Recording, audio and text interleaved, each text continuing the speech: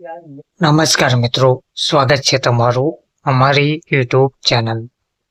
મિત્રો, એસટીના કર્મચારીઓ માટે, સરકારી કર્મચારીઓ માટે વધુ એક મહત્વની અપડેટ સામે આવી રહી છે. સરકારી કર્મચારીઓમાં વાહન વ્યવહારના કર્મચારીઓ, એસટીના કર્મચારીઓના મોંઘવારી ભથ્થામાં વધારો જાહેર કરવામાં આવ્યો છે. ઘણા લાંબા સમયથી આ કર્મચારીઓ જે માંગ કરી રહ્યા હતા તેમને આખરે વાહન વ્યવહાર મંત્રી હર્ષ સંઘવી દ્વારા જાહેરાત કરીને ડીએમાં 55% વધારો કર્યો છે. એટલે કે 2% વધારો કરીને હવે ડીએ 55% મળવાપાત્ર રહેશે. 37,000 થી પણ વધારે કર્મચારીઓનો પગાર ₹700 થી 2,000 સુધી વધી શકે છે.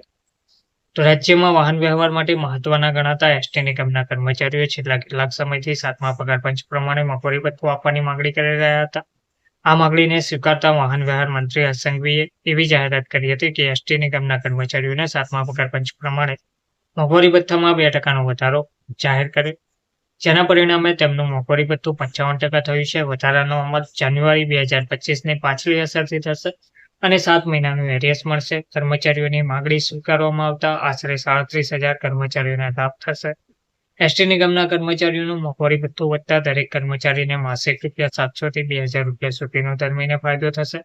તેમના ફાયદા સાથે રાજ્યની તિજોરી પર વાર્ષિક 48 કરોડનો નાણાકીય બોજ આવશે. જ્યારે મોંઘવારી ભથ્થું જાન્યુઆરી 2025થી અમલમાં આવનાર હોવાથી કર્મચારીઓને 7 મહિનાનું એરિયર્સ મળશે. આ એરિયર્સનો નાણાકીય બોજ આશરે ₹30 કરોડ થાય તેવી શક્યતા વ્યક્ત કરાઈ છે. કર્મચારીઓને મોંઘવારી ભથ્થું ઓગસ્ટ 2025ના પગાર સાથે મળશે. એરિયર્સની રકમ તબક્કાવાર મળશે તેવું જણાવવામાં આવ્યું છે. ધન્યવાદ.